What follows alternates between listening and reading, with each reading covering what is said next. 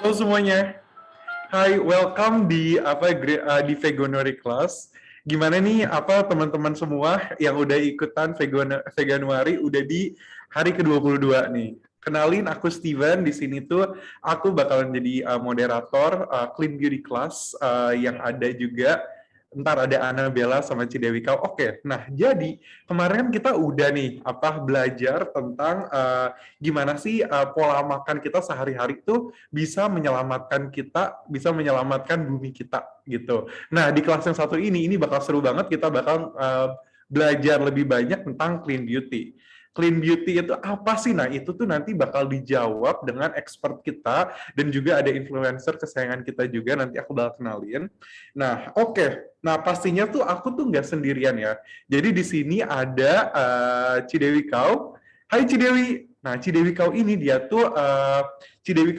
tuh adalah founder, CEO, dan juga formulator di local skincare company namanya Local Skincare Organic Company. Oke, itu namanya Skin Dewi. Halo Cidewi. Hi, Hai hello. Cidewi, apa kabar? How are you, Steven? I'm doing well. How are you? I'm great. Thank you, Ci. Oke. Nah, terus habis itu bukan cuman ditemenin sama expert kita juga ditemenin sama influencer kesayangan kita, ada Annabella. Hai, Ana. Hi, thank you for the Hai. introduction. Iya, by the way, Ana tuh ntar bakalan sharing topiknya juga seru juga. Ini bener-bener kelas yang bener-bener keren banget deh. Jadi, I'm really excited actually. Oke, aku excited banget. Nah, terus habis itu oke. Nah, jadi aku akan mulai, kita bakalan ngobrol dulu tentang Cidewi, tentang question and answer. Terus habis itu kita lanjut ke Annabella ya. Oke. Oke, nah sekarang, hai Cidewi. Hi, Steven. Oke. How are you? I'm great, thank you. Oke, nah kalau misalkan teman-teman semua di sini gimana nih kabarnya? Wah, udah 22 days nih, super awesome nih. Oke, Ci, aku pengen nanya sesuatu nih, Ci. Jadi, kita tuh ada di kelas tentang clean beauty. Jadi, kita tuh bakal bahas tentang clean beauty. Tapi, sebelum kita bahas tentang clean beauty, aku pengen nanya nih. Kan Cidewi kan punya local skincare yang menerapkan tentang clean beauty nih. Nah, aku pengen nanya nih, apa sih yang motivasi Cidewi untuk menciptakan clean beauty brand? Oke, aku sih mungkin ya short story-nya aja ya buat teman-teman. Halo semuanya, salam kenal, nama aku Dewi Kau, and I'm Steven udah introduce tadi, a founder and also formulator of produk brand namanya Skin Dewi. Nah, kenapa kita bikinnya itu dengan tema clean beauty for Skin Dewi? Sebenarnya sih kalau singkat ceritanya itu tuh boleh sih punya just a very short history aja gitu. Aku tuh mulai ini karena anakku tuh punya masalah kulit gitu. Jadi from when she was born kulitnya itu very sensitive. Dia punya problem kulit namanya atopic dermatitis atau eksim gitu bahasa umumnya. Nah ini tuh dia punya ini tuh dari lahir ya, from birth. Jadi at that time aku lagi nyari produk apa nih yang bisa aku pakaiin ke anakku ini yang kulitnya sangat-sangat super sensitif ini supaya bisa membantu kondisinya. So at that time tuh mulainya dari sana gitu. Nah along the way aku sendiri juga punya kulit sensitif dan aku pun didiagnose juga with autoimmune beberapa tahun yang lalu gitu. Jadi for me having a clean skincare itu sangat penting. Kenapa? Because I want to make sure yang semua tuh yang diaplikasikan ke anakku yang bayi tempo hari, sekarang sih udah gede ya, at that time masih bayi, itu has to be very safe tentunya, dan juga it has to be good for babies, ya kan, aman for babies, dan juga aman for sensitive skin, dan juga for myself yang ternyata aku juga punya masalah kesehatan gitu. Jadi I want to make sure that semuanya itu tuh good and healthy for us gitu. Ci, aku boleh tahu nggak sih, Ci, sebelumnya kalau latar belakang profesional Cidewi itu sebelum terjun ke dunia clean beauty ini tuh apa sih? Clean beauty skincare lah ya. Sebelumnya sih bisa dibilang mungkin ibu rumah tangga kali ya. Before that ada si double kiri kanan, punya jualan ini itu, tapi nothing really serious gitulah mungkin. Bisa dibilang lebih ke ibu rumah tangga sebelumnya. Nah lalu setelah jalanin Skin Dewi ini baru mungkin lebih serius ngejalanin satu bisnis gitu. I see. Nah, terus habis itu aku pengen nanya nih, Ci. Ci, aku tuh pengen tanya nih, Ci, tentang penjelasan tentang vegan, clean, organic, dan cruelty free. Nah, itu tuh. Oke, Hmm. mungkin kita ngomong dari vegan dulu kali ya. Boleh, boleh, boleh. Oke, Oke. this is a very good question. Karena memang yang kadang membingungkan gitu, ada banyak terminologi di luar tuh apa sih perbedaannya. Oke, kita mulai dari vegan. Vegan itu adalah skincare di mana yang dia tidak menggunakan bahan raw materialnya, ingredients-nya itu tidak menggunakan dari hewani gitu kan. Jadi semuanya most likely misalkan dari plant based. Nah, tapi vegan itu tidak menutupi pengecualian bahwa dia juga bisa menggunakan bahan-bahan sintetis as long as bahannya itu tidak dari animal based gitu. Nah, that's pretty much in a nutshell itu vegan tuh seperti itu. Oke, kalau misalkan clean skincare brand, clean beauty, apalagi tuh? Kalau clean itu, ini again, ini mungkin ada banyak debate ya, debat tergantung ngajak ngomongnya siapa, mungkin semua orang punya agak sedikit persepsi dan definisi. Tapi pada umumnya itu clean itu kita mengurangi atau menghindari bahan-bahan seperti bahan-bahan sintetis, bahan-bahan apalagi yang sudah ketahuan toksik, dan mengurangi bahan-bahan yang mungkin kurang aman buat kulit kita gitu. Jadi so what do we use? Nah, umumnya tuh yang kita pakai tuh lebih ke kalau bisa from natural source, misalkan dari tanaman, dari plant based gitu kan, yang diolah juga dari natural atau langsung dari natural. Dan juga of course avoiding ingredients yang tadi ya, yang harmful, toxic dan etc. etc. I see. Terus habis itu ada juga organic nih. Mungkin you are the best person yang bisa menjelaskan tentang organic skincare tuh apa sih? Since kayaknya kalau di Indonesia tuh the only organic skincare brand tuh cuma Skin Dewi nih. Kalau organic, oke. Jadi kalau clean itu dia tuh tidak menutupi kemungkinan bahwa kita masih menggunakan bahan-bahan yang not natural. Asalkan tadi kan non toxic gitu kan. Jadi asalkan dia nggak toksik, asalkan dia nggak berbahaya, itu masih oke lah gitu kalau buat clean. Nah lalu kita masuk ke fase natural. Natural itu kan again there's many shades of natural ya. Banyak orang punya different definition. Tapi of course kalau misalkan paling simpelnya adalah kita bilang natural itu berbasis dari bahan-bahan yang mungkin sifatnya dari hewani, dari plant based gitu kan, dari tanaman. Jadi yang diproses dari tanaman ini lalu diekstraksi atau dipres atau diapa yang menjadi bahan-bahan ini. So that's natural. Nah, organic itu taking it another step lagi gitu. Jadi something can be natural tapi belum tentu organic. Nah, perbedaannya tuh apa? Perbedaannya is in different beberapa hal sih. Kayak pertama itu dari source-nya. Kayak misalkan dari seeds-nya itself deh gitu. Apakah seeds-nya itu dari organic nggak? Apakah dia sudah ada GMO modification? Apakah dia ada pestisida dan segala macam? Nah, kedua, setelah dari seeds-nya sendiri, dia ditanamnya itu gimana? Lingkungannya itu seperti apa? Balik lagi tadi cara tanamnya gimana? Apakah soil-nya menggunakan tadi yang sudah saya bahas semuanya ya, kayak genetic modifiers dan segala macam. Nah, yang ketiga, karena ini kan skincare, jadi setelah jadi tanaman harus diangkat, harus diambil lalu diolah kan, maksudnya diekstrak atau dipres atau di something untuk dia menjadi bahan baku. Nah, proses pengolahannya ini pun juga harus mengikuti kriteria-kriteria yang tidak boleh menggunakan bahan-bahan atau chemicals tuh yang adalah forbidden list yang nggak boleh digunakan supaya dia tetap maintain organic statusnya gitu. Nah, jadi organic is like satu pangkat lebih tinggi lagi daripada natural gitu. Another level ya, Ci ya. Iya, it's a whole another level. Tapi kalau misalkan tadi aku dengar untuk mempertahankan status organiknya, itu harus ada nggak boleh terlalu banyak proses yang dilakukan. Bukannya nggak boleh terlalu banyak proses sih, tapi cara memprosesnya itu mungkin ya yang lebih tepat gitu ya. Jadi kayak cara prosesnya gimana sih, dia gunanya apa sih? Kayak misalkan contoh kita pakai yang simpel aja deh, sama-sama minyak almond gitu, minyak biji almond. Nah, itu kayak misalkan bisa gak sih kayak kan dari biji misalkan dipres keluarlah si minyak. That's it kan, sebenarnya itu udah jadi minyak. Nah, tapi kalau mungkin cara ekstraksinya yang lain tuh gimana sih? Banyak gitu. There's cold press, there is ekstraksi pakai solvent, walaupun sama-sama dari biji almond gitu kan. Nah, cara prosesnya pun juga diperhatikan.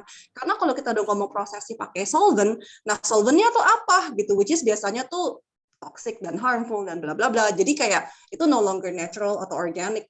It's no longer organic gitu karena dia menggunakan solvent tersebut gitu. Jadi bukannya nggak boleh diproses sih, tapi cara memprosesnya mungkin lebih tepatnya gitu. Betul. Berarti kalau cara memprosesnya juga ada hubungannya, Ci, ya, dengan nutrisi yang terkandung atau nutrisi yang terkandung di dalam bahan baku tersebut. Jadinya kalau organik itu bisa dibilang lebih superior, ya, Ci, ya? Yes, I think you bisa dibilang seperti itu, betul. I see. Terus habis itu satu lagi nih, Ci, aku penasaran tentang cruelty free. Cruelty free. Yes. Oke, jadi kalau cruelty free itu lebih ke kita tidak menyakiti atau mengetes gitu ya kepada hewan atau animals gitu.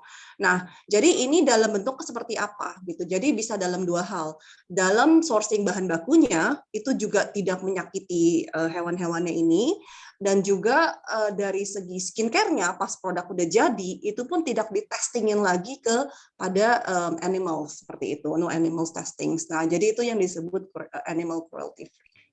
I see. Oke, Ci. Thank you so much for the answer nih. Tapi aku juga pengen bertanya lagi nih. Nah, tadi kan Cici udah bilang nih bedanya si vegan, clean, organic sama cruelty free itu apa. Nah, aku punya pertanyaan selanjutnya. Keuntungannya tuh apa sih kalau misalkan kita pilih natural product? This is I think the most important question sih yang harus ditanya sama semua orang ya before you choose any product. Apa keuntungannya, buat apa sih gitu? Karena kan banyak yang bilang, oh kalau natural mah beginilah, begitulah, lama lah dan whatever. Jadi we'll bust all those myths today. Right. Oke, jadi for me ya, kenapa aku memilih bahan-bahan yang natural, apalagi yang organic at that time, apalagi buat anakku sendiri ya.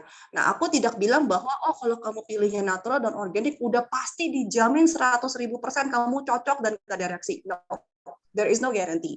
Karena bisa gak sih kita ternyata alergi misalkan atau having a reaction atau sensitivity dengan let's say organic almonds. Bisa aja gitu. Kayak anakku juga udah ngalamin beberapa hal yang bahan organik pun dia ada reaksi. Jadi itu tidak menjamin apa-apa ya teman-teman ya.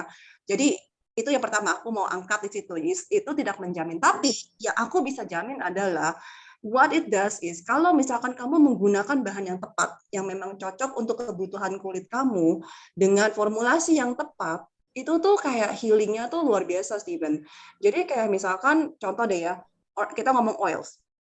Nah, dalam skincare itu terdiri dari, ini very short skincare breakdown. Skincare itu terdiri dari minyak, air. That's it. Untuk mengikat minyak dan air tergantung bahannya apa. Biasanya kan lotion ya. Dalam bentuk lotion atau krem itu harus diikat dengan emulsifier. Jadi perlu 3 bahan ini minimal. Oke. Nah, minyaknya itu jadi yang membedakan skincare natural atau nggak natural itu apa sih dari pemilihan bahan-bahannya. For example, let's say kita pemilihan bahan oilnya dulu. Kalau misalkan kita pilihnya oils yang berbasis natural atau dari tanaman-tanaman plant-based seperti tadi ya, minyak dari biji anggur, biji almond, dari biji raspberry, strawberry, blueberry, you name it, dari tanaman-tanaman buah-buahan alpukat gitu ya, avocado oil. Nah, ini tuh semuanya tuh ada kandungan-kandungan yang bagus banget, bermanfaat untuk kulit kita. Seperti apa? Mereka kok ada contains kayak fatty acids-nya, seperti linoleic acid dan yang lain-lainnya. Jadi those are all the different profiles yang dibutuhkan sama kulit kita. Jadi kalau dilihat kulit kita itu breakdown-nya, saya bukan kita ada minyak natural yang kita keluarin ya, yang kita produksi oleh badan kita. Nah, kalau kita pelajari itu tuh terdiri dari tadi yang aku bilang, salah satunya adalah of course there are waxes, there are cholesterols, there are ceramides, there are ada beberapa lah komposisinya, tapi salah satunya adalah yaitu fatty acids profile yang tadi aku sebutin, yang bisa didapatkan dari plant oils. That's it, nggak bisa didapatkan dari synthetic oils, unfortunately. Nah, jadi apa sih yang membedakannya? Jadi ini aja tuh udah beda banget gitu. Dan lagi dari plant oils itu tuh ada banyak kandungan antioksidannya, belum vitamin-vitaminnya, belum ya banyak deh ya kayak yang emang dari sananya tuh, dari tanamannya tuh sudah ada. I think if I were to go on and on, ini kayak nggak kelar. Oke, cut it short. Jadi even kayak begitu aja, itu tuh sangat membantu the healing untuk menghealing kulitnya kamu itu tuh kayak luar biasa gitu. Karena aku sendiri udah ngalamin dengan kulitku yang sensitif. Aku menggunakan tadi ya balik formulasi yang tepat, bahan yang tepat dan segala macam, kulit aku tuh healingnya tuh luar biasa, kayak berasa banget perbedaannya. Dan aku juga ngalamin ini buat anakku gitu. Nah jadi aku of course nggak bilang pukul rata semua bahan sama atau semua formula sama atau semua produk sama. Intinya adalah ya you have to understand your skin juga. Nah itu sih, I think itu baru one point, belum poin banyak lagi yang lainnya sih gitu. I think I can say another point lagi mungkin very quickly. Misalkan kita dalam natural atau organic, we don't use synthetic fragrances gitu kan. Kita pakai yang namanya tuh essential oils atau CO2 extract. Nah, kalau essential oils itu dia tuh banyak banget therapeutic benefit-nya. Of course, bisa nggak kita salah menggunakan essential oil lalu ada efek-efek sensitif dan segala macam? Bisa banget. Karena balik lagi aku bilang ya, it's not about natural atau enggaknya, tapi balik lagi ke formulasinya, ke dosisnya, cara pakainya, itu kan penting banget ya. Kayak misalkan garam aja deh gitu, garam, you wouldn't taruh garam di mata, kan itu kan perih gitu kan. Kayak air minum, ketika kan air minum dari mulut, kita nggak bakal sedot pakai hidung. Jadi kayak cara pakai itu juga penting guys gitu loh. I mean ini kayak ngomong simpelnya aja. Nah essential oils balik lagi, if you know how to formulate, if you understand kayak bahan-bahannya atau komposisinya dan itu pergunaannya apa buat kulit dan bisa diformulasikan dengan aman, dengan dosis yang tepat, itu tuh terapeutik atau healing value itu tuh luar biasa. Nah jadi dari sana aja just from those two items saya itu udah kayak nggak bisa didapetin di yang non natural gitu loh, karena memang kita udah dikasih tanaman-tanaman yang ada kaset-kasetnya, it's there to help us gitu. I can go on and on, tapi kayaknya nanti kesian teman-teman kelamaan gitu. Iya. By the way, ada banyak banget nih pertanyaan, tapi ntar kita bakal go through Eci di sesi Q&A. Sure. Tapi tadi Annabella juga bilang nih, kelihatan banget nih the healing process, healingnya tuh oke banget nih. Natural skincare. Your skin is so beautiful, Bu Dewi. Tuh katanya, kata Annabella tuh kayak gitu. Gitu. Oke, Ci, kita lanjut to the next question nih. Aku pengen tahu nih tentang Skin Dewi ini. Aku boleh dikasih tahu nggak? Tadi kan Cici udah ngejawab nih. Latar belakang Cici Dewi bikin skincare company brand yang natural, yang clean, yang cruelty free. Terus habis itu dijelasin juga keuntungan memilih natural skincare gitu atau clean beauty gitu. Nah sekarang kalau aku boleh tahu tentang Skin Dewi, apa sih Skin Dewi ini? Kenapa sih Skin Dewi ini, Ci? Boleh nggak sih, Cici share ke kita semua? Kenapa Skin Dewi apa nih, sorry? Betul, jadi tentang Skin Dewi. Jadi boleh tahu nggak sih, keunggulan Skin Dewi itu apa aja sih?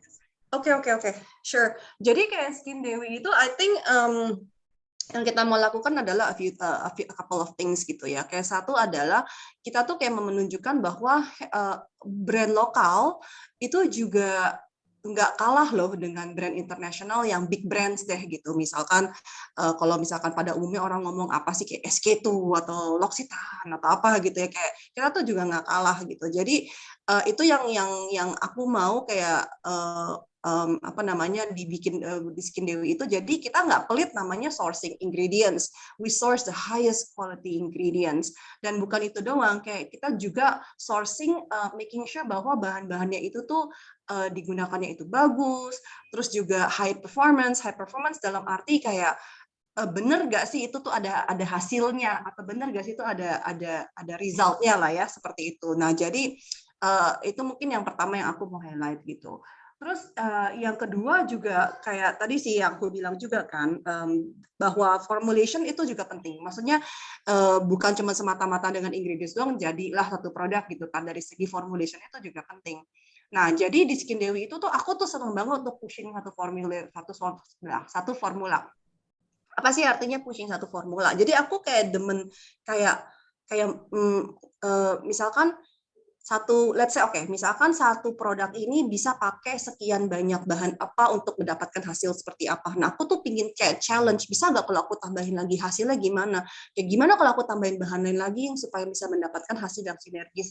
Gimana caranya? Jadi kayak aku senang pushing gitu supaya kita bisa mendapatkan satu produk tuh yang bener-bener wow, pasti pakai tuh, oh iya loh aku bener ngerasainnya, seperti itu sih. Jadi kayak we also by the way won satu award di UK buat kita punya vitamin C Healthy for Some some vitamin C product a few years ago gitu kan. Jadi maksudnya itu sih kayak aku tuh kayak nggak mau bikin kayak formulanya tuh kayak ya udah deh asal pakai aja bahan asalkan kita bisa clean gitu. I don't want to do that. Aku mau kayak bener-bener milih bahan yang tepat, yang sinergis, yang hasilnya tuh juga bisa terlihat dan kerasa sendiri gitu. Terus yang ketiga juga itu sih kayak misalkan banyak yang bilang kan males lah pakai natural atau ini nanti lama lah hasilnya atau nggak sebagus yang pada umumnya dan segala macam. Nah di sini aku mau challenge sih gitu, kayak tadi aku barusan lihat ada pop up ngomong tentang time blemish ya, kayak time blemish itu semua pakai bahan-bahan yang natural, there's no synthetics bahan-bahan sintetik atau untuk itu ya untuk membasmi jerawat ceritanya ya. Nah bahkan I've had a lot of skeptics gitu kan, kayak kita kasih beberapa orang coba atau beberapa orang yang sudah beli dan tadinya awalnya skeptis, masa sih ini bisa menangin tradisional produk gitu misalkan, tapi ternyata iya gitu, ternyata testimoninya juga udah banyak banget yang oh iya ternyata yes it is possible dengan formulasi natural, dengan menggunakan bahan-bahan yang dari tanaman doang itu tuh gak kalah gitu. Jadi itu sih I think yang mungkin sets apart Skin Dewi gitu ya dari other products out there. Oke, Ci. Thank you so much, Ci. Tentang your answer dan penjelasan Cici itu benar-benar keren banget. Dan ini udah banyak banget nih pertanyaan nih. Tapi sebelum kita go through pertanyaan-pertanyaannya ini, aku lagi pengen nanya nih tentang Kak Anabella juga nih. Karena Anabella ini dia tuh udah lama banget dia tuh udah bener lama banget nggak pakai shampoo. Dan ini keren banget, aku tuh penasaran banget jujur aja nih. Oke, aku mau undang Anabella ya to the screen. Halo Ana. Hai Ana, hai Ana, hai Ana. Hi. Hai Ana. Hi, how are you? I'm great, thank you. Aduh, kangen banget ya.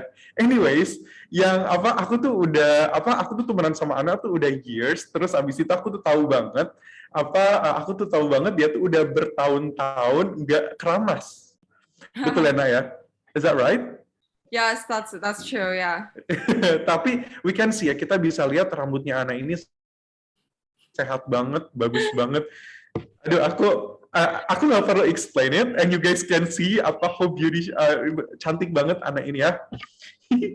Oke, Ana, aku pengen Ana, kamu pengen present tentang no poo ya, no shampoo Yes, ya? aku ada presentasi ya, biar kalian juga bisa lihat kayak rambut aku sebelum aku mulai no shampoo. By the way, congrats semuanya. Thank you udah daftar, udah ikuti Veganuary. This is amazing. Aku ingin aku boleh tanya juga nggak ke audience? Boleh dong. Aku kepo. Motivasi kalian apa sih untuk memulai Veganuary? Apakah untuk hewan, kesehatan, lingkungan, atau semuanya? Can you put it in the chat? I'm very curious. This is so amazing. Udah dia yang bilang tuh katanya environment. Okay, perfect. You're in the right workshop. Okay, aku sambil ngobrol-ngobrol. Healthy and environment, yes. Amazing. Okay. Oh, I'm so excited. Okay, maybe we can start in the next slide.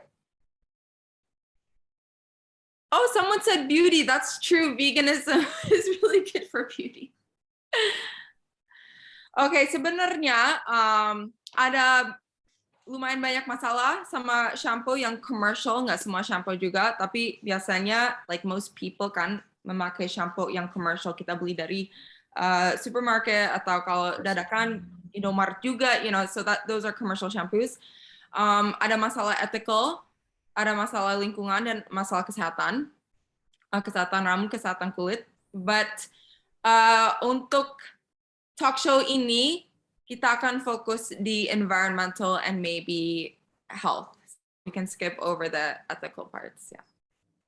Will do. Okay. Okay, so we can start here. The simple act of rinsing our hair could be harmful to our environment.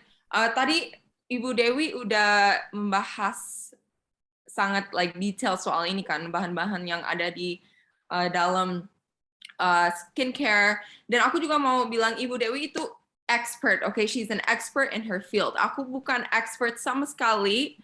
Aku hanya seseorang yang kepo dan suka riset-riset.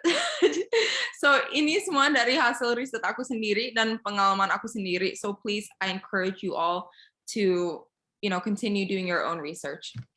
But like Bu Dewi said, dalam produk-produk kecantikan, if it's skincare or shampoo, it can have harmful ingredients. Jadi setiap kali kita cuci muka, cuci rambut, semua bahan-bahan itu nggak hilang aja. Itu kan, it goes back to our ecosystem. Itu juga akan kena ke lingkungan. So clean beauty is bukan hanya clean beauty untuk kesehatan kita, wajah kita, rambut kita aja, tapi untuk lingkungan juga. That's something we have to consider. And that's what clean beauty means to me. Sebelum aku peduli sama lingkungan, aku benar-benar mikir clean beauty itu ya asal nggak ada efek negatif ke kita sendiri. It's clean, but we have to think more.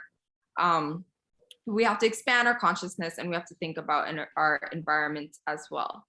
Okay. Dan shampoo selain dampak negatif ke lingkungan, sebenarnya ada banyak banget efek negatif ke kesehatan rambut kita juga. Did you know our pH level in our hair is actually acidic? Makanya yang suka menjalani no shampoo journey kayak aku sendiri, kita suka make cuka apel atau kayak air perasan lemon untuk conditioning our hair because it's acidic and our hair pH is acidic. Not a lot of people know this. Dan shampoo, commercial shampoo biasanya alkaline, and so it's not matching with our hair. And shampoo juga, okay, we'll talk about this later. Sorry. Sorry. Aku kayak Ibu Dewi juga. Like once I start talking about no shampoo, I can't stop. But okay, we can go to the next slide. Okay, ini menarik banget. Shampoo itu lumayan baru sebenarnya. So in the 1500s, udah ada kayak elixir yang natural, of course, dari India. So they've been doing it for hundreds and hundreds of years. Tapi itu elixirnya sangat-sangat natural, benar-benar dari tanaman, dari herbs, dari buah. So it was a very natural elixir for hair, right? And we didn't even have the word shampoo until the 1700s. Dan shampoo itu katanya itu dari India, so it's from shampoo. So it started in India. And again, itu bukan shampoo, itu benar-benar elixir dari tanaman, and it was all very natural. It wasn't until 1970s, so kayak 60 tahun lalu, am I doing my math right? 50 tahun lalu, baru ada commercial shampoo, so it's really, really new. Sebelum itu, kita nggak memakai liquid shampoo, kita nggak memakai commercial shampoo, jarang banget shampoo. So it's only in the last 50 years. This is a very, very new habit.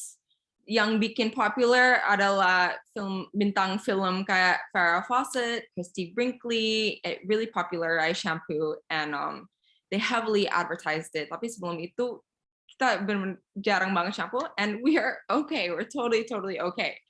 Dan itu pun, kita nggak shampoo setiap hari.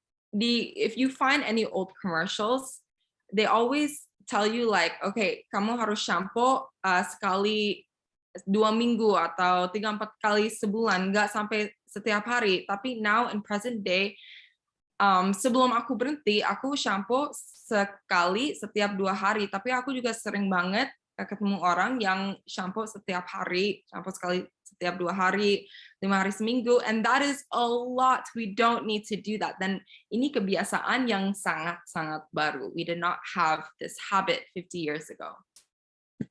Okay, next slide. So why did I want to do no shampoo? Okay, this is a long story. See, I'll try to make it short. Well, ini hair journey aku sebelum no shampoo. So as you can see, aku suka warnain rambut, aku suka hitamin rambut, aku suka bleaching rambut supaya lebih terang. Aku sampai, what's it called when you make it like straight? Smoothing, whatever. Pokoknya aku suka main rambut, aku suka eksperimentasi sama warna and styles. I paid a lot of money to always go to the salon to do all these treatments. And I was tired. Aku benar-benar capek. And let me show you. Jadi ini rambut aku kalau aku styling ya. Dan aku stylingnya setiap hari. Karena kalau nggak di styling bakal kayak gini. Okay, so you can put it in the next slide. Oh, ini styling. Ini tetap styling belum. Ini, jadi kalau nggak styling bener-bener kayak gini, and that's not my hair. So foto-foto yang kalian lihat di slide sebelum ini itu semuanya di styling. Kalau nggak styling, kayak foto di sebelah kiri ya. So this was my hair when it was not styling. Jadi pas aku di posisi ini, sebenarnya aku udah vegan 2 tahun.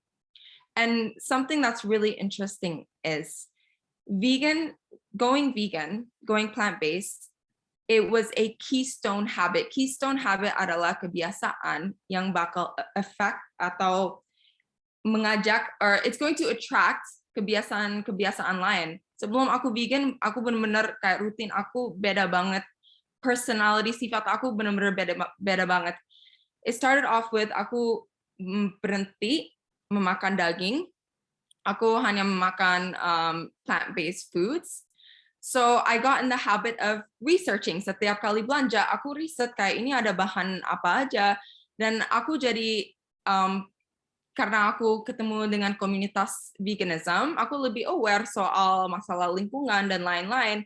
So pelan-pelan, I really change. Aku jadi orang yang kepo, aku suka riset, dan aku jadi orang yang peduli, yang like, okay, what else can I do? Aku udah vegan, what else can I do? So di saat ini, aku udah vegan 2 tahun, jadi aku udah ada kebiasaan riset, makanya pas aku capek dengan rambut yang kayak gini, dan aku udah males banget dan capek banget styling, dan aku udah kayak setiap kali ngeluarin uang ke salon, I'm like, oh no, this could be for something else. So aku ingin lebih irit, dan aku udah nggak mau kayak menghabiskan waktu lagi sama rambut. So I researched, and that's how I found the gerakan ini, no shampoo.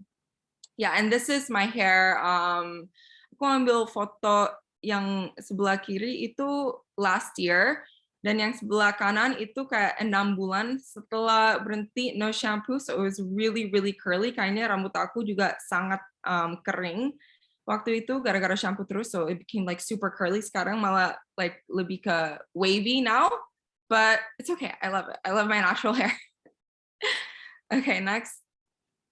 So this is how I did no shampoo. Aku nggak langsung berhenti total, aku pelan-pelan, aku mulai dari berhenti styling, berhenti warnain, jadi aku lebih ke natural lah. Setelah itu, karena aku riset, sebelum aku commit berhenti shampoo, aku pakai shampoo bars yang organic, yang natural, supaya at least I'm not putting harmful ingredients on my hair, dan bahan-bahannya juga nggak ke lingkungan kita. So I was very natural. Dari situ, aku mulai ngurangin shampoo pelan-pelan. I also want to say, like I said, saat itu aku udah vegan, aku udah plant-based 2 tahun.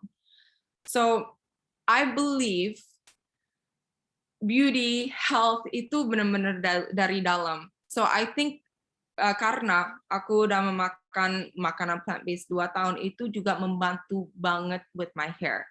And that's something I don't talk about often, but I think it really helped. So sometimes like kalau aku ada teman yang ingin no shampoo tapi dia tetap makan banyak banget kayak animal fats dan kurang makan buah, kurang makan sayur, and she's like, oh, it's not working for me, my hair tetap berminyak banget ini itu.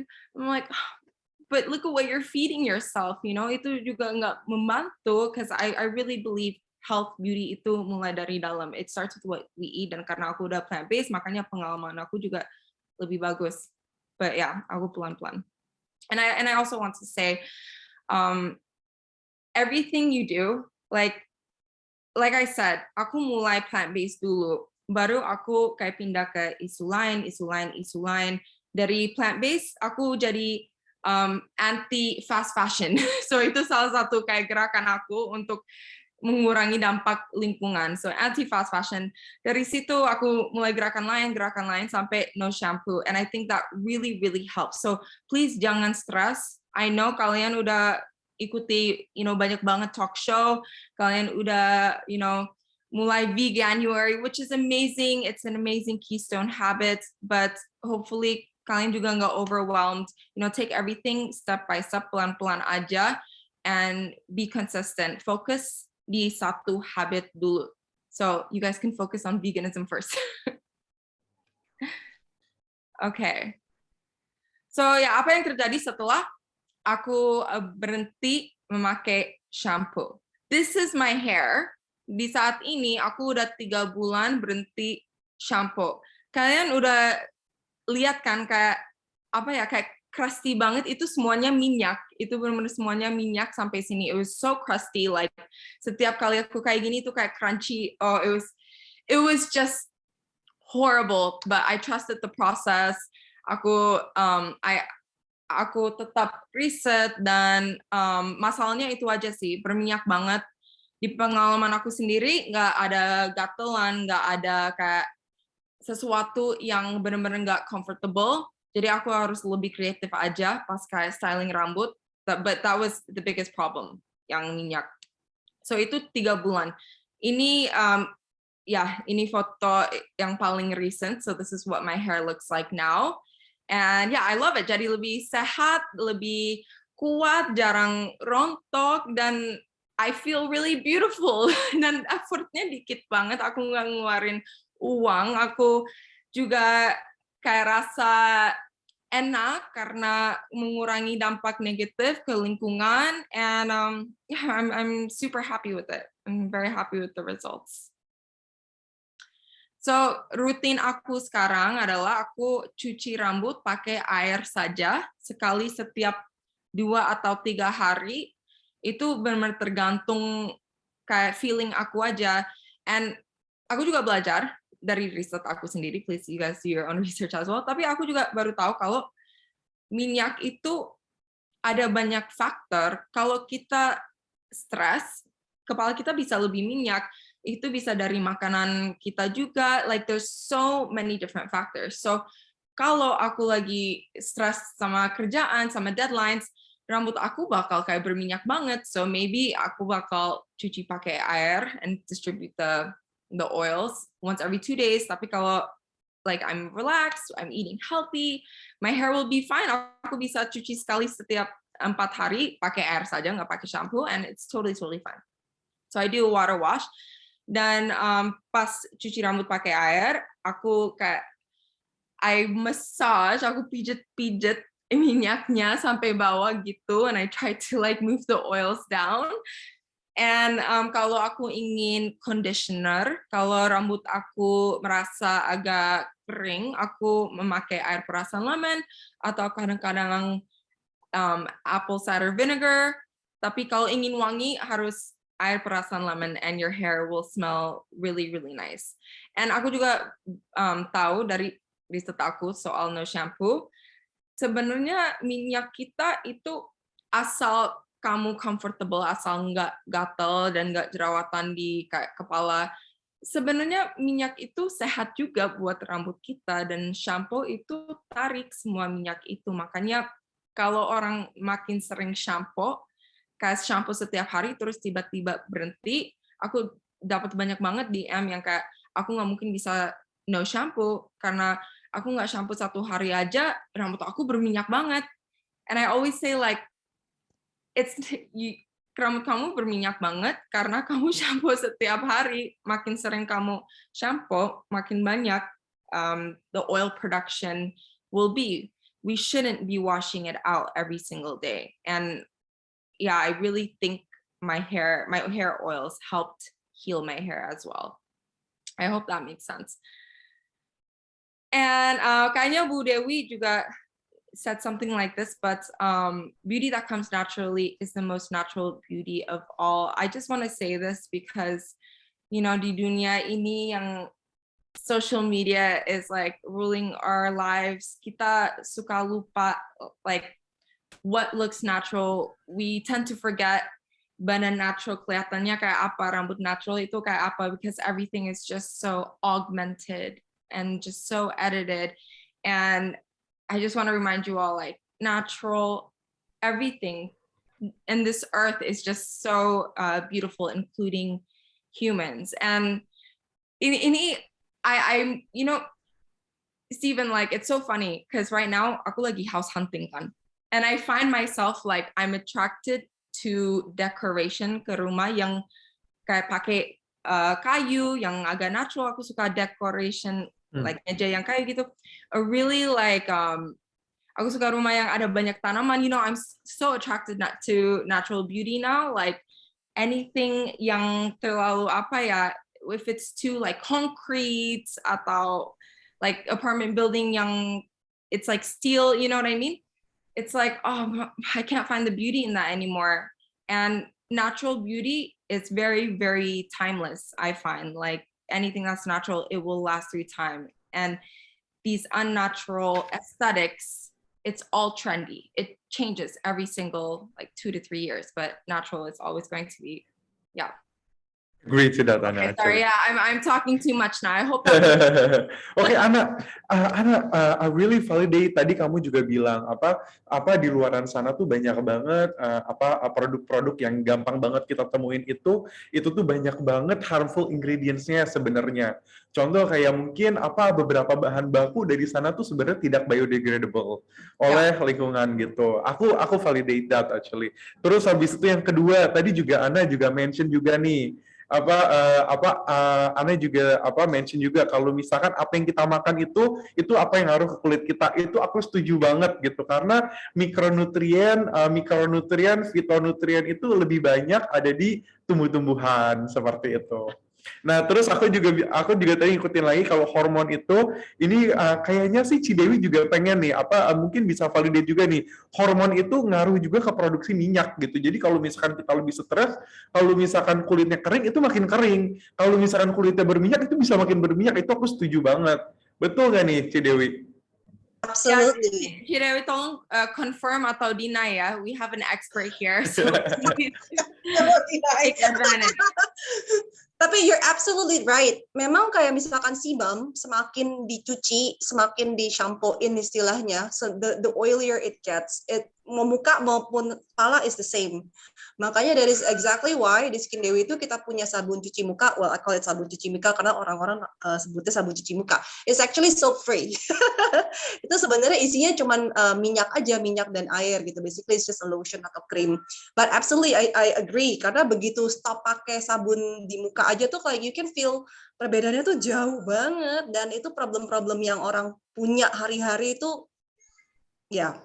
Yeah, can I also aku mau tanya, or maybe you can confirm, like sebelum aku aware soal produk yang natural, aku benar-benar mikir kalau shampoo atau soap itu harus ada busanya. Kalau nggak ada busanya, jadi produk ini nggak bagus. But now that I'm like very into, you know, eco beauty, clean beauty, aku malah jadi takut sama busa. Like I like products yang busanya nggak banyak. I don't know. I associate that with like, okay, I think this is like more natural, you know? Ya, jadi sebenarnya sih you're absolutely right. Jadi kayak nggak bilang lebih banyak busa itu lebih like you know, a lot of people associate kan lebih banyak busa itu lebih bersih. It's absolutely not true. Karena bisa tuh bersih even tanpa busa pun itu bisa banget. Jadi memang a lot of the synthetic punya surfaktan soalnya itu memang tend to be itu ya very busanya gede banget gitu kan.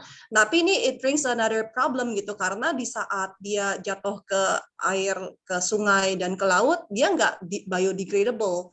Jadi sekarang kita punya air itu banyak ya busa-busanya begitu, dan it takes a long time, dan ini benar-benar mengganggu marine life kayak kehidupan di bawah lautnya itu. Jadi yes, you're absolutely right. Memang kita tuh nggak perlu busa-busa seperti itu tuh untuk membersihkan sesuatu gitu. Nah, tapi with that said, sekarang juga sebenarnya udah banyak natural source surfactants, disebutnya surfactants, natural resource dari tanaman-tanaman yang memang busanya nggak seperti itu. I mean not as fluffy and big seperti the commercial ones, let's call it commercial ones. Tapi dia lebih friendly, dia lebih biodegradable, dan dia juga lebih gentle to our skin dan segala macam. Itu juga sekarang udah available. I see. Oke, Cidewi juga tadi juga. I answer your question ya, sorry tadi. Oh yes, definitely. Yes, thank you. Oke, nah tadi juga Ana mention nih apa di presentasinya ternyata sebum itu baik ya Cidewi ya. Sorry, ke mute. Yes, definitely. Memang makanya that's why kan kita memproduksi itu kan, because we need it gitu loh. Kita butuh itu sebenarnya layer protection pertama kita, itu bukan musuhnya kita. Nah, sebenarnya kalau kita pelajari kulit in general deh ya, kulit itu tuh terdiri dari dua, kalau dilihatin dia punya bentukan kulitnya itu tuh ada minyak sama ada air, dan air itu trap in between minyak, kayak di sandwich gitu. Nah, kenapa dibentukannya begitu? Supaya, of course, supaya kita nggak jadi sponge. Kan bayangin dong kalau kita masuk ke kolam renang, terus kita jadi sponge, kita membengkak. Nah, of course, kita nggak bisa begitu kan.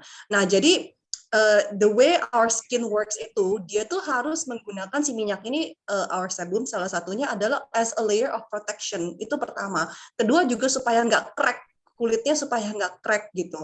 Jadi sebenarnya sebum is not your enemy. Minyakan itu sebenarnya bukan your enemy. Tapi kenapa bisa berlebihan? Nah, itu karena tadi exactly what Annabella said. Karena salah menggunakan produk, overwashing, overcleansing. Nah, itu yang membuat akhirnya sebumnya keluar berlebihan. And of course juga pola makan dan hormon, itu semua stress level, it all plays a part. Absolutely right. I see. Oke, berarti di sini I feel so validated. Oke, Ana sama Cidewi berarti Ana sama Cidewi itu setuju ya kalau misalkan makin banyak musah di suatu produk itu bukan makin membersihkan tapi itu lebih mempsikologikan. Jadi psikologi yang kita dapat tuh kalau misalkan kering itu bersih, tapi that's actually not true berarti ya. Nope, not Oh, at all. true. Oke, jadi Not kita at all. bisa bilang ya, kalau misalkan kering itu bukan berarti bersih. Itu kita harus udah ganti, mulai dari generasi kita sekarang, ada 31 orang yang ada di Zoom ini, kita harus udah ngerti, dan kita harus udah bisa share the words, kalau misalkan bersih itu tuh bukan kayak kering, keset gitu, itu bukan. Betul ya? Buktinya kita bisa lihat sendiri. You know, this is so interesting. Ini like synchronized banget sama hidup aku sekarang. Aku lagi baca buku, it's called The Power of Habits. And di buku ini ada banyak banget case study soal produk-produk yang sebenarnya ada psychology ini. Like, you know, gosok gigi, like when we brush our teeth atau kumur-kumur, itu selalu burning kan. Katanya sebenarnya nggak butuh burning, it's psychology. Like, we need the burning sensation. Oh, it's working. Yeah, it's like marketing, like psychology. It's so interesting. Yeah. That's true. Oke, nah jadi sebenarnya kita tuh kelasnya tuh bakal end in 8 minutes, tapi kayaknya kita bakalan lanjutin lagi karena a lot of question and kita pengen do the question and answer. We haven't touched the Q&A anyways. Oh Oke. yeah. Oh my gosh. Dan ini hari Sabtu ya. Oh Iya. guys, thank you for hanging out with us on a Saturday. Iya, jadi malam minggu semuanya pada semangat banget nih. Semuanya pada semangat banget buat belajar tentang clean beauty. And I can see ini makin lama jadi makin lama nih participation-nya nih. Jadi bukannya berkurang. Oke, nah kita juga ada pertanyaan nih. Jadi ada dari Patricia nih. Patricia tuh nanya nih. I actually have question for myself. Of myself, katanya bahan-bahan apa saja sih yang harus dihindari oleh penderita eksim? Okay, very good. Okay, kalau misalkan kamu punya eksim, the first thing that I would say is 80% watch what you eat. Mulai dari situ dulu. Karena 80% of it is asupan dari dalam dulu, like Annabella said it perfectly. Kayak beauty itu datang dari dalam, and it's absolutely right. Karena percuma gitu kalau kita mau slap on all these products on our skin dan on semuanya yang di luar, tapi dari dalamnya nggak benar, itu akan muncul lagi. Nah, jadi 80% of it is watching what you eat. Itu mulai dari sana dulu. Kalau bagian situnya sudah oke, baru kita move on to the next 20%, which is what you put on. Nah, kalau gitu kayak apa yang dipakainya ini? Nah, ini again, semua orang itu berbeda. I would say adalah go as clean as possible, dalam arti kayak ngurangi, hindari bahan-bahan yang sintetik gitu. Kenapa? Karena itu benar-benar it doesn't do you any good. Yang gampangnya aja deh ya. Kayak misalkan lagi eksim nih ya, lagi gatel ya. Coba deh kamu pakai baju yang terbuat dari bahan sintetis. Jadi not pure cotton misalkan atau enggak dari bahan-bahan natural, itu pasti gatel. Even as simple as that, even dipakai aja nih kita belum kayak dipakai lotion gitu, kayak pakai baju aja it makes a big difference. Karena anakku kan atopic dermatitis, so I know kalau misalkan pakai bajunya salah, bahannya salah pun itu udah makes a big difference, langsung rash langsung dan segala macam. Nah, apalagi kalau kita bilang dalam skincare yang menyerap ke dalam pori-pori. Of course gitu kan, maksudnya itu it's another step lagi karena sekarang dia masuk ke dalam pori-porinya. Jadi start with that. Nah, kedua, you have to know juga kayak harus trial and error sih ya, unfortunately gitu. Apa sih yang bisa, apa yang nggak bisa. Karena for everyone it's different. Itu bener-bener beda banget. You can be as clean and as organic and as natural as possible, tapi ternyata kulitnya ada reaksi, bisa nggak? Bisa. Aku kasih contoh. Kayak anakku itu ternyata dia nggak work well dengan oats. Jadi I could find the most natural oats, tapi emang dia nggak bisa. Jadi dipakein bukannya membaik malah makin gatel. Ini aku kasih contoh aja gitu. So you have to know what works for you, and everybody is different. Kayak misalkan some people works well with oats. Kayak I have people yang swear by, oh aku kalau lagi eksim aku mandi pakai oats aja langsung hilang. I have people swearing by that. Ada orang yang, oh aku swear by coconut, kayak aku kalau lagi kenapa-napa aku pakai coconut oil aja langsung sembuh gitu. Tapi ada juga, aku pakai coconut kok malah tambah gatel ya, bisa gak? Bisa. Jadi bukan masalah itunya juga, so you have to take it a step further. Dan gitu adalah yang mengenal diri sendiri, and only you can answer that unfortunately gitu, karena harus kamu yang tahu sendiri dan mengenal diri sendiri. Nah, cara tahunya gimana? Yaitu sih, cari sourcing produk yang se-clean mungkin, yang sebersih mungkin, and step kedua adalah baca ingredients list-nya. Jadi kayak harus ada research sedikit kayak Annabella tadi ya, do your research, belajar sedikit. Jadi kamu tahu, oh ini produk ini bahannya ini. Oh, and then when kamu pakai, oh rasanya tuh begini. Nah, terus pas lagi pakai produk juga jangan mungkin langsung pakai 5 new things gitu. Coba go slow, pakai satu dulu, cobain. How do you feel? Rasanya gimana? Oh, oke gak? Kulitnya ada reaksi gak? Ya udah, kalau oke baru you go on to the next step gitu. Jadi nggak usah langsung beli 10 jenis produk and then put everything on. Emang kadang gitu ya, kalau udah lagi flare up kan kayak gue bisa pakai apa nih, semuanya juga mau dipakai gitu. But unfortunately sometimes less is more. I believe in less is more gitu. Jadi nggak perlu tuh pakai a gazillion types of product. Yang penting cari dulu satu dulu. Mulai dari tadi deh pembersih dulu, karena everyone we need to cleanse our skin gitu kan. Unfortunately skin kalau cuma pakai air doang is a bit challenging karena ada debu dan kotoran dan segala macam, which is dia tuh nggak keangkat dengan air. Jadi kita butuh apa? We need oils actually. Yes, oils.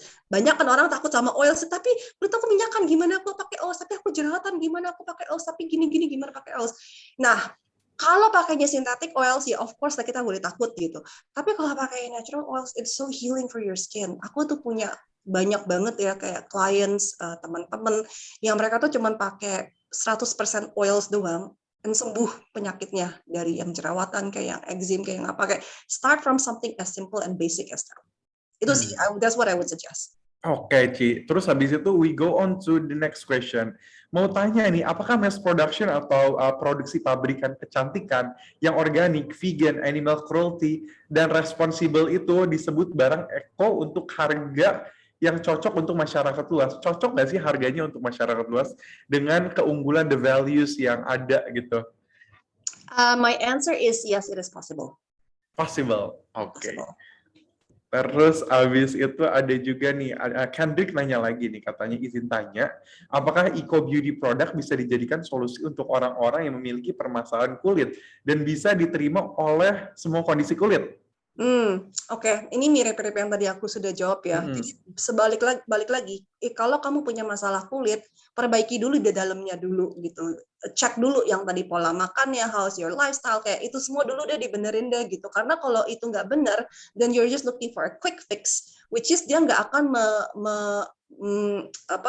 menyelesaikan masalah root cause-nya, kayak ujung dari masalahnya gitu. Dia cuman menutupi simptomnya yang ada. So if you want to figure out problemnya di mana, you have to find the root cause-nya dulu, which is dari mana ya tadi, dari inside-nya dulu gitu. Apa sih what's causing that problem?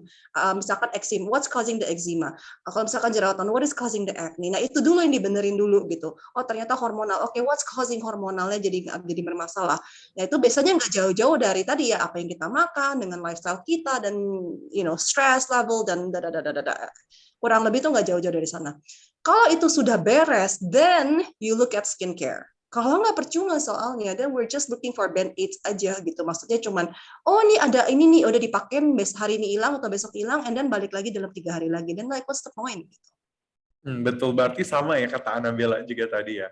Apa, Tapi aku 80% itu dari makanan ya? Can I also add something? Ya, sure. Hai, Ana. It was about the previous question yang apakah like pabrikan kecantikan yang organic, vegan, cruelty free, responsible bisa disebut orang eco untuk harga yang cocok untuk masyarakat luas. Because I do think like kalau brand yang sangat responsible dan ethical and ramah lingkungan, vegan, I do think biasanya lebih mahal, right? Like most alternatives yang lebih ethical, lebih ramah lingkungan, usually it's more expensive. But I also want to say kalau kita lagi dalam perjalanan yang eco-friendly, yang lebih ethical, I think we naturally save a lot of money. Like for me, you know, as an eco warrior atau orang yang lagi berusaha untuk menjadi lebih eco-friendly, I don't shop. Aku berhenti beli barang baru. That saves me a lot of money. I don't shop barang baru, like barang baju baru or anything. I stopped shampooing. Aku nggak makan, you know, daging, dan itu sangat mahal. Dulu aku pencinta daging. Like there's so many things. Aku nggak ke salon, makeup aku dikit banget, and even my skincare, padahal okay, maybe mungkin lebih mahal kalau dibandingin skincare yang non eco-friendly dan lain, but I don't use a lot of it. I don't use a lot, you know. So I think kita juga like, you know, lebih hemat di like other parts of our lives. So I like to spoil myself by, aku nggak masalah ngeluarin lebih banyak uang untuk a responsible company, because I know it's not going to harm the earth, it's not going to harm my skin, it's not harming the animals, and I'm not spending, you know, a lot of money in other parts of my life. So I just just wanted to add. Setuju banget, Ana. Ana setuju banget. Anyway, and when you actually buy the produk yang kualitinya lebih bagus juga, is also kind of self love, gak sih, Ana? Yes. Yeah. Dan and it's same, kamu punya pendirian yang kuat juga, so this produk juga sama, the value yang kamu sama produk itu di share same value, betul ya? Yeah, and you know what's funny, guys, sebelum aku ada perjalanan eco-friendly ini, I used to see like the cost of the product itu harganya, but actually the cost of the product is not the harga. The cost of the product is, what is it going to do to the environment? What is it going to do to your health? What is it going to do to the environment, to the animals? Itu adalah true cost ya. Cost bukan harga, like kita bayar aja. There's so much cost, environmental cost, health cost. So yeah, that's one thing that I think like where your perception changes after you're aware. Great insight, Ana. Thank you so much. Nah, terus habis itu ada pertanyaan lagi nih, what is the best way buat kenal atau cari tahu kulit kita tuh cocoknya sama bahan apa dan cara pemakaian yang tepat nih? Oke, mungkin dijawab sama C Dewi dulu nih. Gimana sih cara taunya nih? Cara taunya sih nggak bisa lari dari harus dicoba ya. Unfortunately, that's the only way we know. Karena misalkan cocok sama satu orang, belum tentu cocok sama orang kedua gitu. I share with you another story. Jadi ini pas aku journey-ku dulu baru mulai belajar formulating. Jadi tuh anakku itu kan masih bayi ya, kesian sih sebenarnya jadi my guinea pig. Jadi dia kan parah banget eksimnya kan, gatal-gatal gitu kan. Terus at one point aku kayak udah belajar formulasi dan segala macam, and I was reading up kayak shea butter tuh katanya bagus banget buat orang eksim, yang gatal-gatal, yang segala macam. So I was like, okay, pesen deh gitu organic shea butter dan segala macam, dan aku bikin body butter buat anakku. Ternyata bukannya makin membaik, malah dia flare up-nya tambah parah dan akhirnya dia nangis seharian, kesian temporary, she was still very young actually. Terus aku kayak I feel so bad gitu, kayak I'm such a bad mother, ya gak sih, maksudnya anak bayi dipakai buat eksperimen. I really feel so bad. Soalnya bener-bener tambah parah, terus aku kayak panik gitu, oh my god ini gimana gitu, karena merahnya makin tambah merah, makin tambah gatel. Padahal there are so many stories out there, testimoni yang wah bagus banget anakku eksim pakai shea butter langsung membaik dan gitu. Jadi kayak what I'm trying to say is that nggak ada tuh namanya tuh kayak 100% cocok sama satu orang dan 100% cocok juga sama kamu gitu. Makanya because everybody's unique, everybody's different. Kebutuhannya kita tuh beda, kebutuhan kulit kita beda, kebutuhan kulit orang beda lagi. So unfortunately you have to try, harus dicoba sih. Kalau nggak dicoba kita nggak tahu soalnya. So unfortunately. Nah, tapi with that said, kalau di Skin Dewi, bukannya promosi ya, tapi ini beneran. Jadi di Skin Dewi itu, aku tuh di saat aku memformulasi produk, aku ngeliat tuh kayak misalkan, for example ya, balik lagi ke dosage gitu. Mungkin salah satu faktornya anakku nggak cocok karena aku pakai basically 100% or almost 100% itu isinya shea butter. Mungkin it was too much for her. Ya kan, tapi kalau diformulasikan dengan tepat, mungkin dengan menggunakan dosis yang tepat shea butternya yang dicampur dengan bahan-bahan lain, nah mungkin itu lebih bisa diterima dengan kulitnya karena nggak too much jadinya istilahnya. Nah jadi kalau di Skin Dewi itu makanya itu kayak I pay really close attention bahan-bahan apa sih yang kita pakai, dosis berapa yang kita pakai, gimana caranya untuk membuat dia tuh lebih less again, nggak bisa menjanjikan, tapi possibility-nya untuk dia sensitizing, ada reaksi ke orang tuh gimana cara menguranginya, tapi at the same time masih bisa mendapatkan hasil yang kita mau. So I look at all those factors, makanya ada banyak bahan-bahan lainnya aku masukin tuh untuk mengurangi inilah, untuk menambah inilah. Jadi kayak dalam segi formulation-nya pun juga it really plays a part. Sorry. I see. Kayak gitu ya. Kalau thank you Cidewi. Kalau dari anak nih, anak aku pengen tahu dong your thoughts about gimana sih cara anak juga buat cari tahu kulit anak tuh cocoknya sama bahan apa, cara pemakaian yang tepat tuh kayak gimana gitu. Kalau misalkan dari anak sendiri tuh gimana? Oh, I think I'm so lucky. Ini gila banget sih. Tapi sebelum aku menjalani pola hidup vegan, aku mikir kulit aku adalah kulit yang super sensitif karena gampang banget jerawatan dan jerawatnya kayak di mana-mana. I remember on my forehead pasti ada kayak bintik-bintik kecil di mana-mana gitu. Jadi kalau pakai makeup teksturnya kelihatan banget. Aku jerawatan di sini nggak ada jerawat. Jadi aku benar-benar mikir, wah gila kulit aku sensitif banget. My mom had adult acne. So aku mikir ini mungkin genetik juga, tapi ya kita berdua, my mom ini, kita mikir like, you know what, keluarga kita kulitnya emang sensitive, deal with it. And after I went vegan, I'm like cocok with everything. Jadi salah satu like what's it called benefits yang aku melihat setelah aku menjalani pola hidup vegan, yang langsung kelihatan itu kulit sih. Kayak 2 minggu udah ada perubahan. And then after like 6 bulan, my skin just became so smooth. And sekarang aku malah suka banget coba-coba skincare. I love it. It's so fun for me. And I'm very lucky. I can't believe it. Like all my life dari aku 13 tahun mulai acne, aku benar-benar mikir aku orangnya sensitif banget, but ternyata enggak, ternyata it was all for my diet. So actually I'm very very lucky. I think I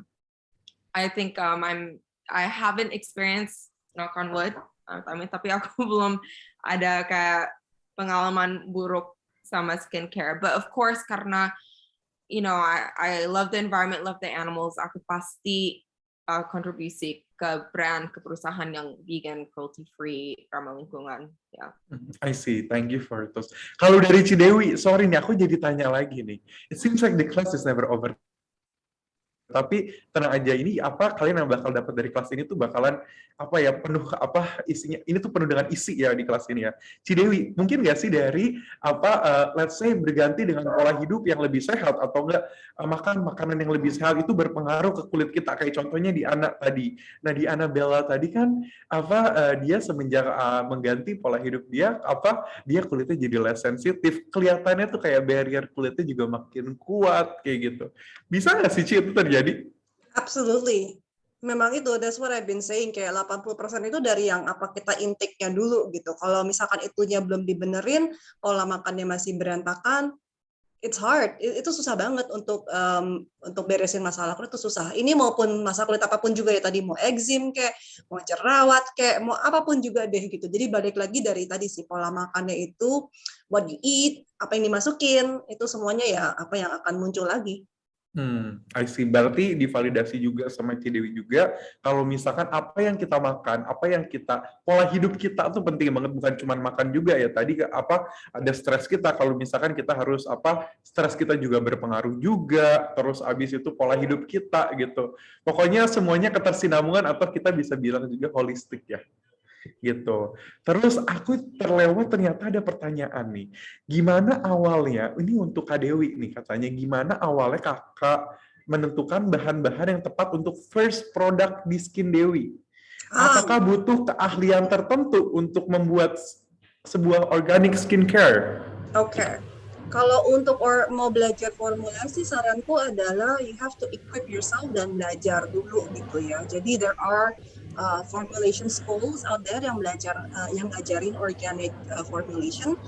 Salah satunya yang aku highly recommended is where aku juga belajar, itu namanya Formula Botanica. Itu highly recommend. Nah, jadi dari sana apa yang nanti kita akan belajar adalah different types of ingredients. Nah, kuncinya adalah kita harus kenalin sih bahan-bahannya. Jadi kayak misalkan ngomong oils dulu deh. Kayak oil saja kan banyak banget tuh jenisnya, grapeseed oils, olive oil, sunflower oil, raspberry oil, jojoba oil, blueberry oil, strawberry oil, aduh kayak acai berry oil, kayak you name it deh, kayak segala macam buah-buahan juga kita mungkin bisa dapetin minyaknya gitu. Nah, jadi kayak Oke, jadi tahu dari mana aku pilihnya yang mana? You kind of have to try. Jadi memang a big chunk of R&D itu adalah research and development, adalah mencoba. Bener-bener kayak harus, ya itu sih ya mungkin agak mahal di situ ya, karena you have to invest. Kayak cari ini bahan-bahan satu persatu, cobain satu persatu, bener-bener kayak pakein aja gitu di kulit bare gitu kan. Misalkan aku cobain saya minyak alpukat deh, avocado oil.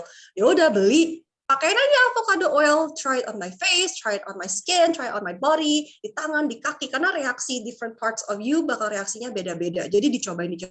Ntar lama-lama kita kayak ada perkenalannya nih, oh ternyata avocado oil tuh teksturnya begini, penyerapannya begini, segini cepatnya dia terserap, setelah terserap tuh reaksinya tuh seperti ini, atau kulit aku rasanya sensasinya tuh seperti ini. Nah lama-lama kan kita kenal banget sama si avocado oil. Terus nanti mungkin aku coba oil lain, oke mungkin raspberry oil, oh raspberry oil ternyata rasanya begini, teksturnya begini, penyerapannya begini, spreadability-nya tuh begini, dan setelah dipakai tuh rasanya begini, jadi kayak harus perkenalan satu sampai akhirnya kita udah ada kayak feelingnya gitu loh, kayak orang koki masak gitu kan, mereka kayak cuman ambil pakai tangan gitu, tapi kayak udah tahu dan sama pasti makan kok enak ya gitu, karena udah dapat feelingnya. Nah begitupun juga sama bahan-bahan skincare, harus cobain satu-satu sampai kita dapat feelingnya. Nanti begitu kita ngeracik, ya itu dicobain bahan A sama bahan B, kalau komposisinya begini gimana, bahan A, bahan B, bahan C itu gimana. Jadi makanya untuk dapetin satu produk aja tuh trialsnya tuh bisa kadang sampai even ratusan kali gitu, karena dicobain ini, cobain cobain apa, and you layer up. Jadi misalkan coba 2 bahan, coba 3 bahan, ini coba 4 bahan, sampai dapet tuh kayak tekstur, hasil, dan semuanya. Of course you also have to do your research, karena kan satu bahan ini dia komposisinya apa sih yang membedakan avocado oils dengan raspberry oils. Nah itu kan fatty acids profile-nya berbeda, different fatty acids tuh fungsinya apa, buat kulit itu apa. Nah itu harus belajar sih, unfortunately ya, harus you have to do your research dan coba dan ya belajar. Oke, jadi intinya you have your own research ya. Sama seperti Annabella juga tadi bilang, dia juga menemukan dia juga find this routine ya, dia itu juga research-nya juga lama juga kan. So kuncinya itu R&D ya, research and development gitu. Oke, Ci Dewi, tadi ada juga yang nanya nih Ci, pertanyaan terakhir nih buat Ci Dewi nih. Ci Dewi, kalau misalkan pori-pori besar itu pakai apa sih? Oke. First you need to understand kenapa pori-pori kamu bisa besar. Itu dulu sih yang kamu harus ngerti. Pori-pori itu apa sih gitu. Pori-pori itu adalah aku suka kasih analoginya seperti kantong. Aku suka kasih analogi kantong. Nah, jadi kantong itu otomatis dia akan membesar mengecil kalau ada isinya. Benar ya? Jadi kayak misalkan kita anggap ada satu bag, kalau kosong kan dia flat. Ya kan, tapi begitu kita isiin barang, kita isiin barang handphone atau dompet atau buah-buahan atau apa, kantongnya membesar gitu kan. Nah, jadi pori-pori itu juga sama. Kenapa pori-pori kamu kelihatannya lebih besar? Karena banyak isinya. Kuncinya tuh di sana, karena banyak isinya. Oke, then you ask, kenapa pori-poriku banyak isinya? Nah, itulah balik lagi. pola makannya gimana, dan segala macam ya. Karena whatever you eat itu yang akan keluar lagi di pori-pori kamu juga. Nah, jadi kalau misalkan pori-pori kamu terlihat besar, perhatikan deh kayak pola makan kamu tuh how clean is it gitu. Kalau misalkan kamu clean, biasanya pori-pori kamu tuh otomatis jarang ada isinya. Itu yang pertama. Kedua, seberapa kamu banyak minum air. Kayak itu makes a huge difference. Kenapa? Karena bayangin kalau misalkan kita ada got, tapi gotnya jarang di flush, ya kan? Diisi terus tapi nggak di flush. Of course lama-lama dia jadi mengeras dan lama-lama dia jadi padat dan lama-lama jadi tersumbat, which is like your pori-pori. Nah, jadi itu harus sering di flush with water.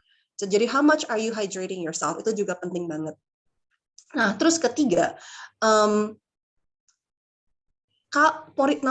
namanya pori-pori itu kan kayak kantung ya, kayak kantong. Kalau yang namanya kantong pasti akan terisi, ya kan?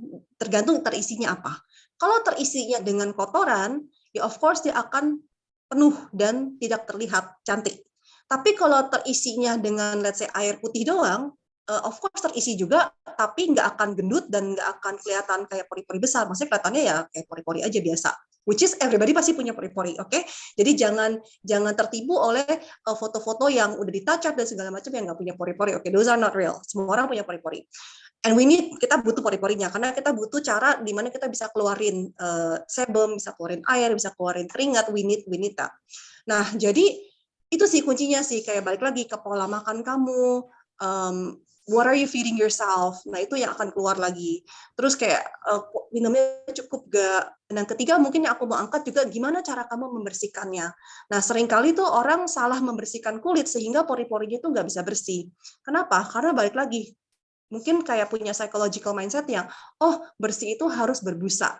Actually, it's not true gitu loh. Kalau misalnya cuma berbusa doang, sometimes dia tuh nggak masuk dan membersihkan pori-pori dengan baik.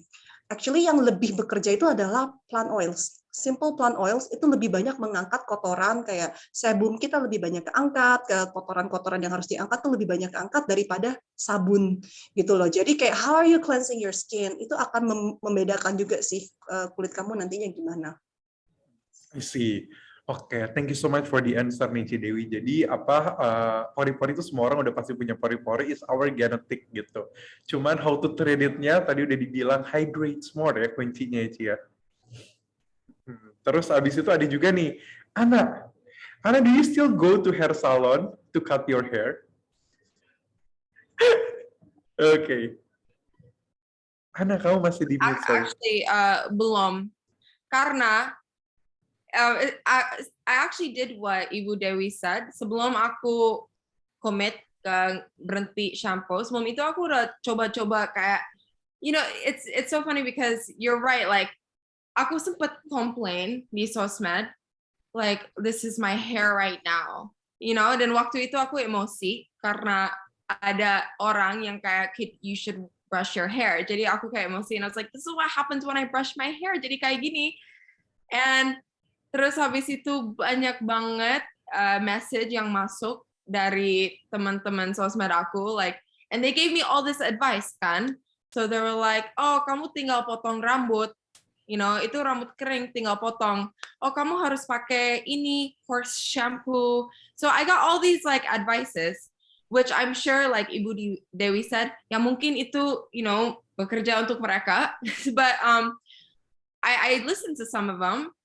Jadi aku coba potong rambut aku di situ kayak, oh ya mungkin karena aku sering bleaching, sering styling, ini gara-gara kayak kering aja. Kalau aku potong mungkin jadi kayak bagus lagi. So I actually cut my hair quite short, like to here. I've never had short hair ever. Tapi demi kesehatan rambut, aku potong. And yeah, of course di salon itu di styling. Jadi pas keluar kayak, wow, I love my hair. Tapi abis cuci rambut lagi, like my natural, you know, very dry texture came back. And so I already cut my hair then. Dari situ aku mulai kayak coba-coba yang lain kan. The shampoo bar, natural shampoo bar, I tried that. Dan itu ada like, you know, positive. It had a, how do you say it? I could see the benefits. It had positive change. And that's why I was like, oh, maybe I should go more natural. Jadi aku ngurangin. But I actually like cut my hair quite short sebelum no shampoo, and I wanted it to grow out. And pas aku ingin coba potong lagi, the pandemic happened. And so I just was like trimming my hair on my own. Jadi aku beli the shears dari Tokped, and I was just watching YouTube videos like, okay, let me just trim my hair. Tapi jujur aku ingin coba ke salon lagi. I do want a professional haircut, and dan aku akan request untuk tidak shampoo, tidak conditioner, just use water. I see. Thank you, Anna. Terus ada juga pertanyaan, do you add any or mix any essential oil to your lemon juice to wash when you wash your hair? No, aku hanya pakai air perasan lemon. Aku taruh di dalam like squirt bottle, dicampur air, and then I will put it in my hair sebelum aku mandi, and then I rinse it with the water. But like Ibu Dewi said, you can try, mungkin nggak essential oil ya, Ibu Dewi. That's probably not good for our hair, right? But sebenarnya bisa, you can use essential oils, tapi balik lagi ke dosage-nya. Ya, sebelum pas aku baru banget mulai no shampoo, aku lebih eksperimental, jadi aku suka bikin conditioner sendiri, dan aku hanya pakai herbs. So I discovered there are some herbs that can actually help condition our hair, dan salah satu itu adalah rosemary, which is very, very easy to find. So yeah, I used to make my own conditioner, pakai cuka apple, rosemary, ada satu herbs lagi namanya marshmallow root, and that was really helpful to condition my hair. Tapi waktu itu karena aku baru mulai no shampoo, my hair was very, very dry and starved of moisture. But now I think it's quite like it's not dry anymore, so aku nggak kayak eksperimen lagi, I just stick to. And we can tell that, Anna, by just seeing your hair. Cobain pakai ini deh, chamomile. Chamomile itu bantu untuk lighten your hair. So if you want to get like a more bleached look, kayak lebih muda warnanya, try chamomile. Chamomile tea? Yep.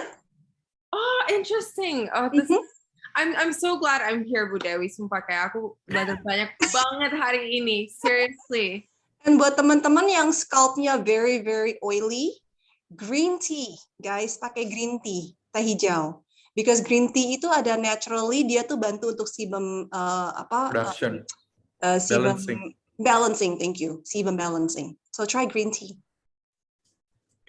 Oke, buat menutup pertanyaan, buat menutup kelas ini, aku pengen ada pertanyaan terakhir yang harus dijawab sama Annabella and Cidewi. Boleh di-share nggak skincare rutin kalian tuh kayak gimana? Because I think it's very important, because I also curious actually. Oke, kita mulai dari mungkin Cidewi dulu deh. Oke. To be honest, karena aku tuh malu kalau ditanyain skincare rutin gitu, because people expect me to have like this huge routine gitu kan, yang beginilah begitulah. Oke, to be honest, aku tuh orangnya tuh males banget. Jadi makanya Skin Dewi punya produk itu dibikin kayak multifunction, ada ini bisa itu, supaya you don't have to use like a gazillion products to achieve the result that you want. Nah, jadi kalau aku udah pasti kan membersihkan ya, for sure. Jadi biasanya aku membersihkan pun sambil mandi, aku pakai Skin Dewi punya raspberry cleansing milk. Nah, kalau misalkan abis dari luar, or with makeup, or with ada makeup gitu, then I would use bamboo cleansing oil to double cleanse. Kalau enggak, aku cuma pakai raspberry cleansing milk. Kalau cukup sekali, kalau enggak, sometimes double cleanse, tapi pakai raspberry cleansing milk, the same product. Dan ya itu sambil mandi kan. Selesai mandi, then I would use kalau sekarang ya, karena the routine change tergantung kebutuhan kulit kan. Sekarang ini aku lagi pakainya Calendula soothing gel to hydrate the skin. Terus udah gitu aku juga pakai ginkgo biloba for the moisturizer. And that's about it. Kalau lagi ada jerawat, aku totolin pakai Time Blemish gel. That's about it. Biasanya sekitar 2 atau 3 aja sih. I see. Itu Monica juga bilang nih, dia juga bilang katanya Time Blemish gel tuh dia pakai kalau tiap kali ada jerawat katanya. Jadi udah ada yang pakai nih. Nah, oke, kita move to Annabella. Hai Ana, gimana nih? How's your skincare routine? Kita penasaran nih, soalnya kulit Cidewi sama kulit Ana tuh bener-bener, aduh, man. Oke, anyways. You too, Steven. What's your skincare routine? It's quite funny karena aku suka kayak ganti-ganti juga sejujurnya. I think I'm in an interesting position as well because I'm like an influencer kan. So I have I'm very lucky. I have a lot of things sent to me as well. Dan aku suka coba-coba. Tapi untuk seharian it's very simple. Untuk sementara aku lagi pakai base untuk cleanser. So every day I will do a cleanser, a moisturizer, and a moisturizer aku suka switch sih. Tapi for this past week I've been using Sukin moisturizer and sunscreen. I got in the habit of putting on sunscreen kalau aku di luar because I like to do yoga outside. But it's super simple. That's like my daily thing. Kalau orang tanya ke aku like what's your skincare routine? You know what I answer them? I say my vegan diet. Like honestly, that's my skincare routine. Because I really think it's because I eat plants foods. I eat so much like, vitamin rich foods. But anyway, yeah, but kadang-kadang I do love to spoil my skin sometimes. Aku ada kayak hari tertentu yang I like a home spa day dan itu bisa, gila like 10 langkah.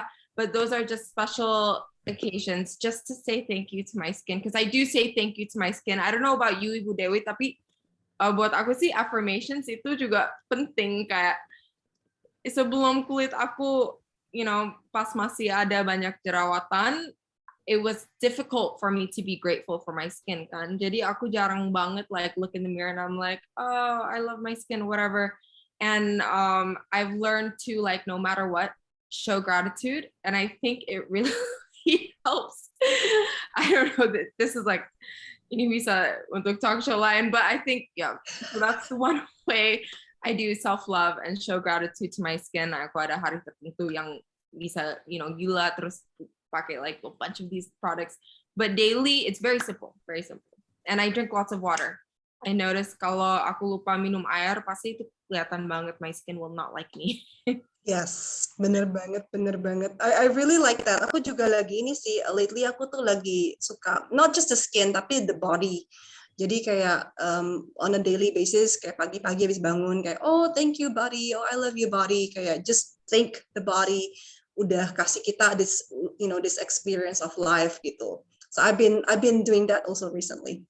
Yeah, it's amazing. And lucunya, makin kita merasa gratitude, merasa kayak berterima kasih sama badan, sama muka, kita jadi lebih hati-hati. Like, I do the same. I'm like, oh, thank you, body. You're so good to me. And it makes me want to feed my body more healthy foods. It makes me want to like go exercising. Jadi affirmation sebenarnya bisa jadi keystone habit. Like how veganism was a keystone habit to change my life. Showing gratitude juga bisa salah satu like keystone habit. Yeah. Gila, kalian positif banget, and as we know, kita nggak bakal pernah cukup of so much positivity, itu kita nggak bakal pernah cukup. So, aku pengen thank you banget nih buat, thank you so much for Annabella, sama Cidewi Kau for luangin waktunya yang harus 1 jam, tapi jadi 1 jam setengah, dan honestly, kayak I actually don't want to stop, because it's so fun, it's seru banget gitu, sampai kayak, gila ini tuh insightful banget gitu, kayak, ini tuh aku bener-bener belajar banget, definitely gitu kan bener-bener belajar banget gitu. Yeah, same. Thank you, Ibu Dewi. Sumpah, like, I learned so much today. Oh, thank you. I really love listening to your stories juga. Kayak bener-bener, it's such a breath of fresh air, and the energy that you bring kayak enak banget gitu. So thank you for being you. You're such a lovely energy. Betul. Likewise. Setuju banget. Aku tuh temenan sama Ana tuh udah 2 tahun, and I really pengen banget dekat-dekat sama dia because the energy that she share itu benar-benar amazing. Okay, enough. Come on. Dan Cidewi juga the energy that you share juga powerful banget. It's kayak I will never stop growing. Kalau misalkan di kalian berdua ada di same place gitu, wah gila, it's a tremendous energy that I feel gitu. Oke, nah karena waktunya ini udah habis, aku udah dicolek-colek juga nih sama tim Bergrid sama panitia gitu. Jadi aku pengen serahin kayak panitia juga mau ada pengumuman juga gitu. So thank you so much udah Thank buat you so much, ikutan. Steven, for Thank being you with so much. us. Iya, thank you Cidewi dan thank you Annabella. Thank you so much to Steven, to Annabella, and to Dewi. It was a really insightful night, and I really appreciate that on a weekend you want to come and share your knowledge with us. It's really insightful, dan aku yakin teman-teman di sini juga really thankful for what you shared. Jadi dari kemarin, what we start at our plate, we started to eat vegan foods. Ternyata makin kelihatan ya benang merahnya, that it gets berhubungan banget nih sama the environment and our own health. Jadi apparently apa yang bagus buat lingkungan juga apa yang bagus buat kita. So really happy that I get to meet all of you today. Mumpung Cidewi dan Kak Ana dan Steven masih ada di sini, kita foto bareng dulu gimana? Nyalain kameranya yuk.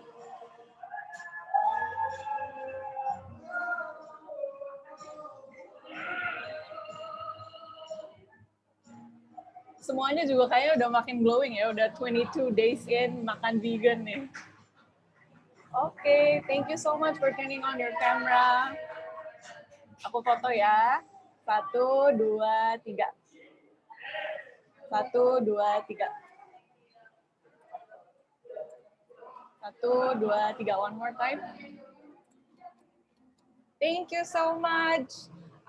Jadi setelah kelas hari ini, kita udah belajar banyak banget dan mungkin teman-teman udah ngerasain benefits-nya and you want to share this to more people. Jadi upcoming class ini mungkin pas banget buat kalian karena it's about climate activism. Mungkin mau makin share benefits-nya nih, hidup yang eco-friendly bukan buat diri sendiri aja tapi juga buat lingkungan gitu. So thank you so much for everyone again. See you.